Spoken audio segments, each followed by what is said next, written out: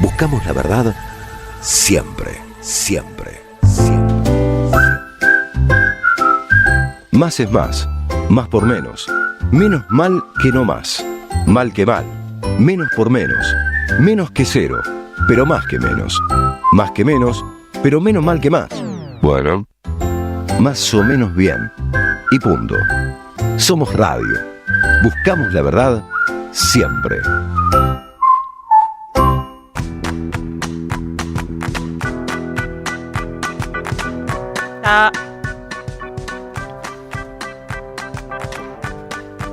Seguimos en Más o menos bien. Ya estamos en comunicación con Ignacio Clopet. Él es abogado, escritor, historiador y miembro de la Academia Argentina de Historia. Hola Ignacio, ¿cómo estás? Ludmila Soiro del equipo de Más o menos bien te saluda. Buenas tardes, Ludmila, muchísimas gracias por comunicarse en una tarde tan cálida. ¿Sos de mi equipo que odia el verano o te gusta más el verano? ¿Te gustan estos calores? No, prefiero el invierno. Nos vamos a llevar espectacular, Ignacio. Con unas buenas camperas en el invierno ya estamos. Somos de ese equipo. Somos de ese equipo. Bueno, oye, Perón también era de ese equipo. Bueno. Ya metió al toque ahí tema, bien. Muy bien. Por esto mismo nos queríamos comunicar con vos. Queremos que nos cuentes la verdad de la milanesa, que hay un montón de cosas que han salido en los distintos libros que has publicado. Por ejemplo, Perón, mitos y realidades, donde vas tratando de como sacar información o darnos información de Perón que a veces no está tan ahí al alcance de la mano, no es lo que más se reconoce, no es lo que más se tiene en cuenta.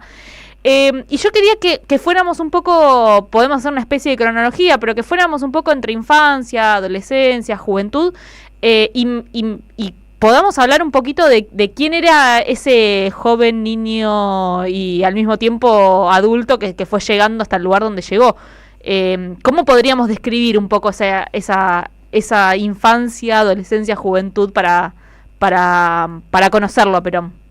Bueno, yo hace más de 30 años que vengo estudiando la figura de Perón y vengo haciendo un estudio saliendo un poco de los cánones que nos presentaban sus biógrafos o la gente que escribía sobre él. ¿Qué significa eso?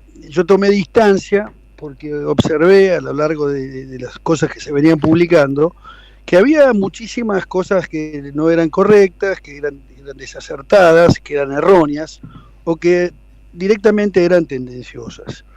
Entonces a mí me parecía que no puede ser, decía yo, que el 3 veces presidente de los argentinos, el hombre, a mi juicio, más extraordinario que ha dado la política argentina en los 2 siglos, desde 1810 en adelante, no obtengamos una biografía correcta y que estemos atados a los caprichos o a los mitos que se han ido levantando de su persona, ya sea con su anuencia, porque Perón también a veces jugaba con eso, y si no, también mostrar al hombre que realmente fue. Entonces a mí me parece que para conocer al hombre hay que ir a sus orígenes, hay que ir a sus fuentes, hay que ir a sus raíces, y ahí es donde yo empecé a husmear el tema de sus ancestros, de qué pueblos venía, cuándo llegaron a la Argentina, qué tradición criolla tenía Perón en la Argentina, esa composición de los inmigrantes llegados no en los barcos a fin del siglo XIX, sino a principios del siglo XVIII, porque la familia de Perón inmigrantes ya estaban a comienzos del XIX,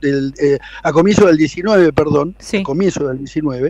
y entonces un poco de esas cosas fueron las que a mí me llevaron a meter la nariz. Aparte de eso, había mi abuelo era muy amigo de Perón, tenían un parentesco en común, y mi abuelo fue el que había tramitado la sucesión del padre de Perón, de Mario Tomás, muerto en el año 28. Entonces yo la información que tenía, la tenía de primera mano y no, digamos, con intenciones ideológicas.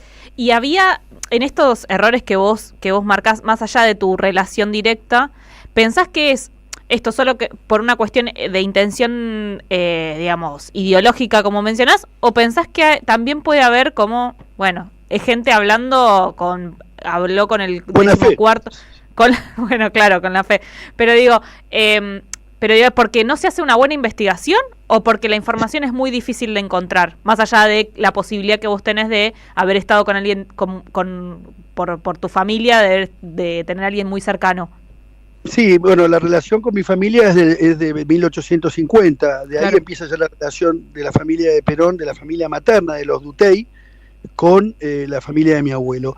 Ahora, yo creo que hay, lamentablemente la historia está escrita con poca documentación, generalmente hay Claro. mucho capricho, hay mucha intencionalidad, hay mucha tendenciosidad, y entonces se crean esas figuras imaginadas o proyectadas por quien escribe y nos presentan una historia que garpe o que la gente diga esto es lo correcto o por acá vamos. Y entonces, por ejemplo, te pongo un ejemplo, Sí.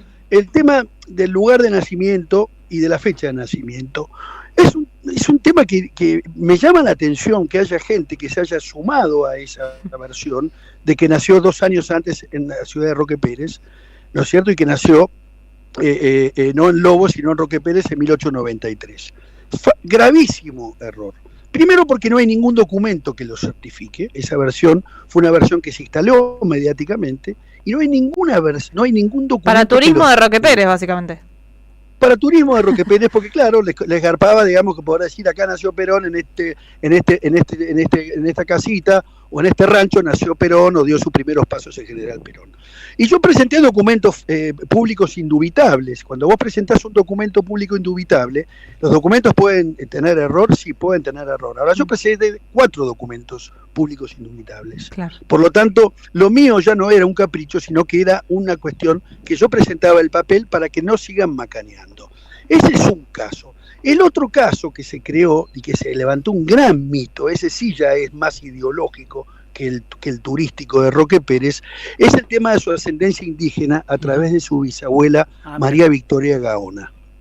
Bien, ¿qué pasó? Yo me puse a investigar los ancestros maternos de Perón. Perón, para que nosotros entendamos, el bisabuelo de Perón es el que llegó de Italia, en realidad era una familia francesa, pero llegó de Italia porque los franceses se habían tenido que ir de la Revolución Francesa, porque la familia de Perón era una familia acomodada, francesa, tenían industria de tejidos y de seda, o sea, era una familia con mucho dinero, y la familia por el lado de la madre de Perón, Sosa Toledo, se remontan a 16 generaciones criollas, hasta Mencia Calderón Obando, la viuda de Juan de Sanabria, la primera mujer que llegó al Paraguay con las 50 doncellas blancas para empezar la cruza del criollaje.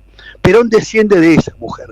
Cuando a mí veo que dicen que María Victoria Gaona decían que había nacido en Azul, que era de la tribu de los Aoeniquenc y de los Tehuelches y que había nacido había nacido cautiva, yo digo, bueno, ¿de dónde está la documentación de eso? Claro. ¿Dónde está? No hay.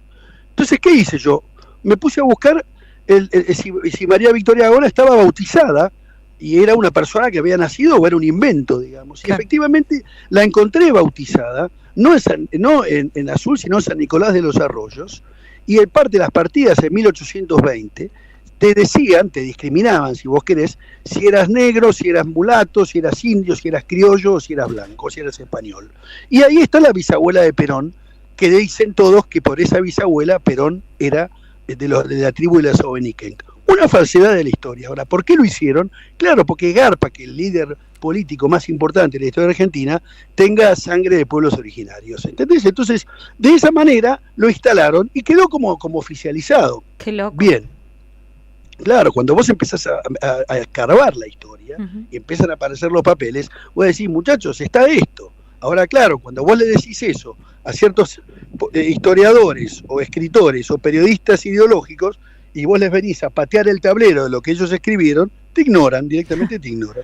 Claro, es lo que pasa con mis libros. Entonces, me ignoran, la indiferencia, y vos fíjate que me nombran miembro de la Academia de la Historia y no reconocido en el ámbito justicialista, ¿no? Porque yo vengo a decir la verdad, no vengo a crear un Perón como el que a mí me conviene. Hola Ignacio, ¿qué tal? Te saluda Enrique de la Calle. Te meto con unos tantos mitos, tantas historias negras que se han construido en torno a la figura de Perón, del peronismo. Tal vez la más poderosa, la leyenda negra más poderosa, porque no es solo nacional, sino que es internacional, que es la idea de que el peronismo fue nazi, fue fascista, y del supuesto vínculo del peronismo con el nazismo, que trajeron a muchos nazis acá. ¿Qué dirías sobre eso? Bueno, Enrique, yo gracias a Dios he tenido acceso a cartas que Perón había escrito de su viaje a Europa. Por ejemplo, los que escribieron sobre el viaje a Europa, o los que hablan de la biografía de Perón, si te pones a fijar, hasta algunos son más respetuosos. En el caso de Page, por ejemplo, que decía, Joseph Page decía, nadie sabe a ciencia cierta qué vio y qué pensó Perón en Italia. O sea, que el tipo reconoce que todo lo que se diga es una especulación. Claro. ¿Me entendés? Porque, una especulación. Porque prácticamente nos deja carta escrita, ¿no? Claro, el problema es que había, a diferencia del exilio de Perón, que escribe más de 14.000 piezas, durante su viaje de estudios a Europa, Perón prácticamente creo que manda alrededor de 20 cartas, nada más. De esas 20 yo accedí a 12. Mirá. A 12. Claro, y de esas 12, están publicadas en Perón íntimo, en Perón íntimo y en Perón en Roma. Yo las traduzco y las reproduzco ahí. ¿Y ahí qué encontramos? Encontramos a un Perón en estado puro, que él está recorriendo Italia y está haciendo una descripción de cada cosa y de la situación política y social y religiosa de Europa en ese momento. Y es ahí donde podemos ver sus críticas al fascismo, sus críticas al nacionalsocialismo, sus críticas a Franco, que le decía un viejo zaino, ¿no es cierto? Y luego también el no encandilarse tampoco con las sociales democracias, porque no olvidemos que Perón después viene por la tercera posición, claro. Ni yanqui ni marxistas, ni fascistas, ni nada, sino peronistas. Entonces, lo que Perón realmente ahí muestra es lo que él pensó y lo que él vio en ese momento, no contaminado por los años posteriores, porque después, años posteriores, Perón dijo, yo lo vi a Mussolini 2 veces. Es falso, Perón no lo vio a Mussolini, es falso. Perón mentía, le gustaba mentir, le gustaba armar. Pero claro, el tipo que se armaba su propio marketing, su propia publicidad. Entonces sí, yo estuve con Mussolini en Milán, en un curso. Mentira, no estuvo ahí, porque yo he tenido la posibilidad de ver todos sus movimientos en Italia, y eso fue falso. Y tampoco Perón se enamora, ni tampoco, y mucho menos de los alemanes, muchísimo menos de los alemanes, porque lo que a Perón le llama la atención, por ejemplo, del fascismo, es la importancia de la presencia de la mujer en la política, por ejemplo, cosa que en la Argentina no estaba presente. Y eso Perón lo toma como una cosa atractiva, interesante, como una idea de un proyecto futuro. Pero de ahí a decir que se enamoró de Mussolini, de ninguna manera. No se enamoró ni de Mussolini ni de su doctrina. Y la Carta del Laboro no tiene el sistema sindical, que luego Perón es el sistema sindical peronista, que es absolutamente revolucionario para lo que se estaba dando en el mundo. Entonces, y el tema de los nazis, y bueno, entraron nazis, y sí, entraron nazis, como entraron una cantidad de judíos, como entraron una cantidad de musulmanes, como entraron una cantidad de españoles, como entraron una cantidad de todos los países. Ahora, ¿Perón los traía porque eran criminales de guerra? No. Y si no, preguntemos a los Estados Unidos cuántos criminales de guerra se llevaron para que pudieran ayudarlos a hacer la bomba atómica y otros avances más de la tecnología del armamentismo mundial. Ignacio, en estos días, y vuelvo sobre la pregunta reciente, en estos días se publicó en la plataforma Movie la serie sobre Benito Mussolini, que muestra el ascenso y la caída del dictador italiano. Bueno, no la vi. La serie es interesante, es polémica, es felinesca, ¿no? Medio brechiana, rompe la cuarta pared, es polémica, tiene muchas cosas, pero lo interesante es que muestra, primero, que Mussolini viene del marxismo, ¿sí? Del marxismo italiano, y cómo él va diciendo que va a construir una opción que transforme la realidad de los trabajadores, pero de verdad, no como los marxistas italianos, bueno, todo esto. Sí. Lo que aparece es este concepto de tercera posición, que históricamente hablando se lo adjudican como el primer movimiento que lo plantea, la tercera vía, que lo usan muchos movimientos, no solo el peronismo, pero se lo atribuyen a él. La gran pregunta tiene que ver con lo que vos estabas diciendo. Ese viaje, de alguna manera, a Italia, visto desde la perspectiva gorila de izquierda, porque ¿qué decían? Es un general nacionalista que lo que intenta es bloquear la revolución, armando un sistema sindical copiado, como decías vos recién, copiado del fascismo, y al mismo tiempo también, de alguna manera, coqueteando con algunos. Bueno, ¿qué tomó o qué le pareció interesante, además de la figura de la mujer, de esa experiencia europea? ¿Qué fue él recogiendo como diciendo, esto es una idea interesante para profundizarla con un perfil argentino? ¿Qué es lo que objetivamente Perón se fue, entre comillas, robando de la experiencia europea? En realidad, Perón cuando va a Europa ya tenía una madurez política superlativa.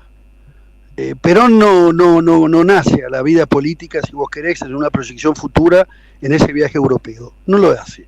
Perón hace su primer ensayo político en su paso por Chile del año 36 al 38. Esa es la verdadera misión donde Perón va como agregado militar a la Embajada en Santiago de Chile, donde Perón desarrolló una actividad eminentemente política y social, fundando clubes de fútbol para los canillitas de Chile, claro. Trabajando, dando conferencias, dando comida, ¿cómo se llama? Discursos en las cenas. Tenía una actividad política y social interesante, cosa que no hizo en Italia.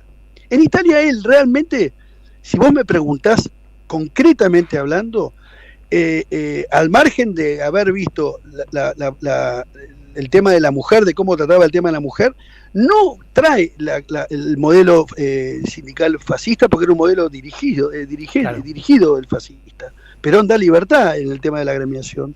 Los fascistas no, los fascistas tenían un sistema concentrado y eso provocaba, ¿no es cierto?, que había, los sindicatos dependían del Estado, cosa que Perón... Claro.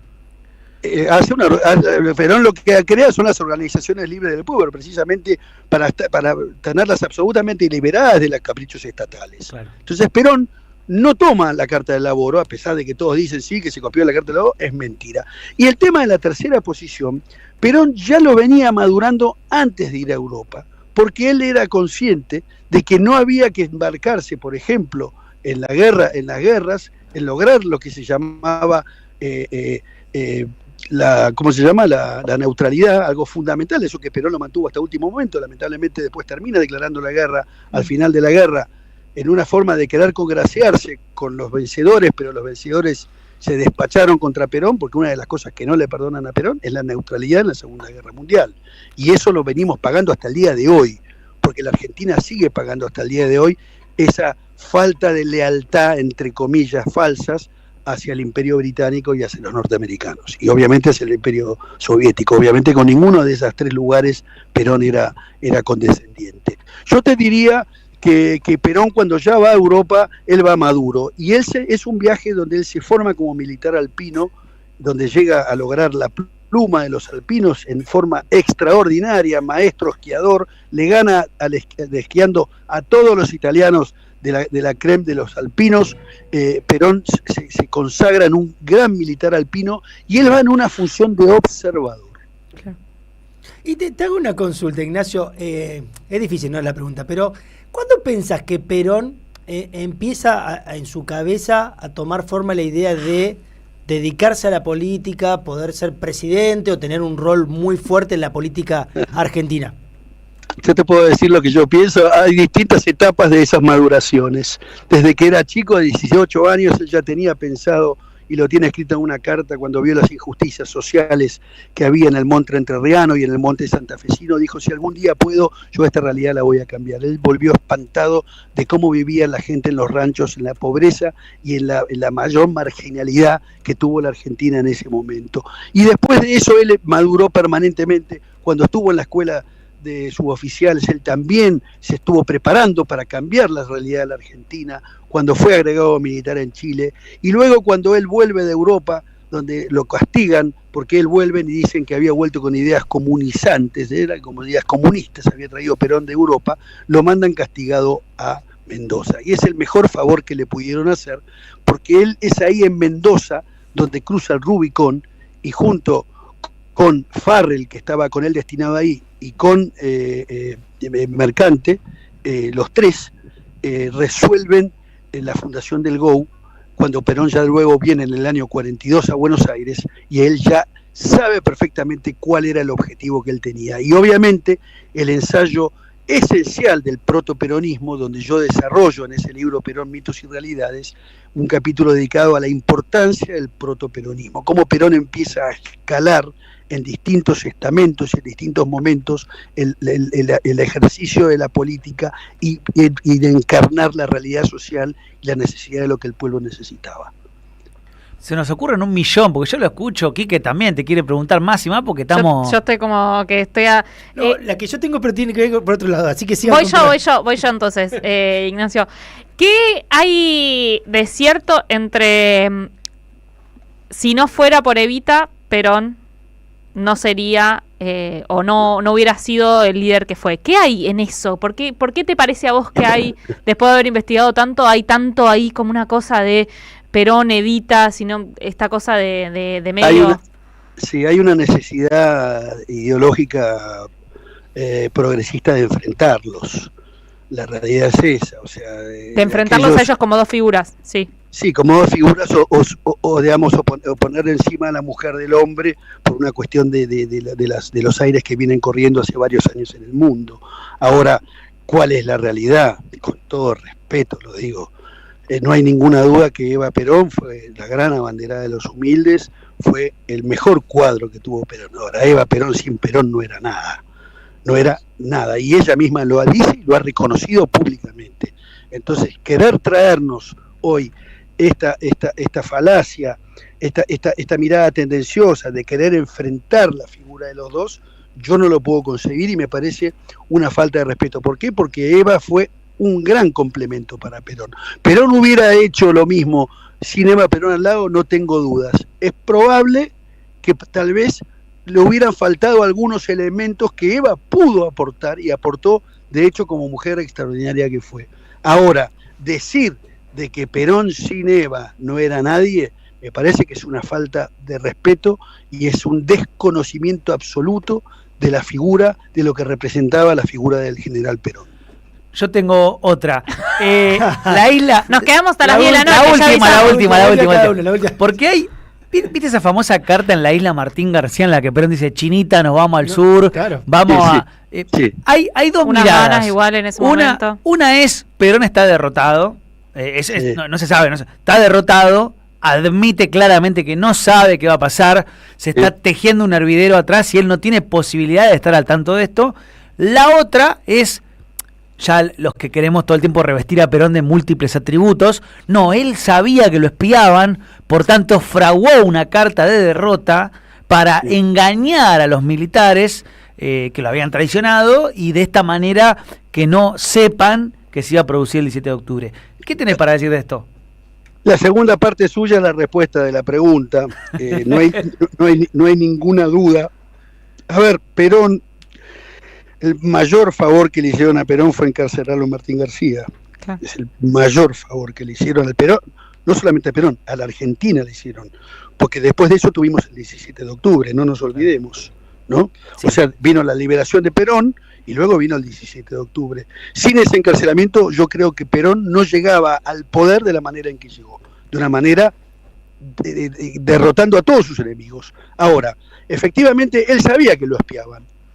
Bueno, por eso yo acabo de publicar un libro que se llama Las claves secretas de Perón, que son las claves que Perón utilizaba en el exilio, en el largo exilio que estuvo en el extranjero durante 18 años, donde Perón utilizaba claves precisamente para disfrazar los textos o las personas o los mensajes para que la gente que las interceptaba su correspondencia no supiera qué quería decir concretamente. En el caso es Perón, que era un hombre que conocía perfectamente la inteligencia militar, no nos olvidemos, era un militar de inteligencia también, porque todo agregado militar hace inteligencia. Perón sabía perfectamente que iban a leer y los milicos deben haber pensado, este está enamorado de esta chiquilina, que lo dejamos en libertad y que se vaya a casar al sur con la chinita. Sí, a casarse no, se va a casar arriba de la Casa de Rosada y va a ser el presidente que fue, que lamentablemente lo hemos perdido y nada de lo que vino después de él le llega ni a los talones. Estamos hablando con Ignacio Clopet porque nos preguntan por acá, tiene muchos libros, Los orígenes de Juan Perón y Eva Duarte, Perón en Roma, Cartas inéditas, Perón, mitos y realidades, entre otros libros. La última, y te pedimos que respondan lo más corto que puedas. O querías sí, por lo menos, porque lo preguntan y yo lo quería preguntar, pero además Ana, una oyente, también lo preguntó. hubo... ¿Tenían algún parentesco Perón y Borges? ¿Había algún familiar dando vueltas por ahí? Sí, eso es un gran descubrimiento que hice por los papeles, precisamente a través de esta mujer de María Victoria Gaona, la que dicen que era tehuelche. Perón tenía un parentesco con Borges, descendían de un mismo ascendiente, era Pedro Pascual de Acevedo. Acevedo se casó 3 veces, es uno de los genearcas de Rosario, hablamos del siglo XVIII. Perón descendía de una mujer de Acevedo y Borges descendía de la otra. Así que, y aparte, bueno, eso es uno de los libros que publiqué, se llama Perón, Eva Duarte y Juan Perón, la cuna materna, donde eso me llevó a que la señora María Kodama me llamara un día por teléfono para tomarme un examen y me citara a tomar el té para decirme por qué me estaba metiendo con los muertos. Bastante molesta. Tremendo. Sí. Ignacio, te agradecemos muchísimo tu paso por Más o Menos Bien. Nos quedaríamos charlando, como te das cuenta, hasta las 10 de la noche, pero la radio ya nos corta a las 6, así que tenemos que seguir. Te mandamos un abrazo enorme. Bueno, muchísimas gracias. Cuando quieran me pueden llamar. Para mí es un placer conversar con ustedes. Es un espacio que, gracias a Dios, podemos expresarnos libremente. Y muchísimas gracias y buen fin de semana. Igualmente, escuchábamos a Ignacio Clopet, escritor, abogado, historiador y miembro de la Academia Argentina de la Historia. Nos vamos a una tandita y ya seguimos. ¿Cómo estamos? Como siempre, más o menos bien. AM530. Somos radio. Buscamos la verdad siempre. Deja tu mensaje en nuestra línea de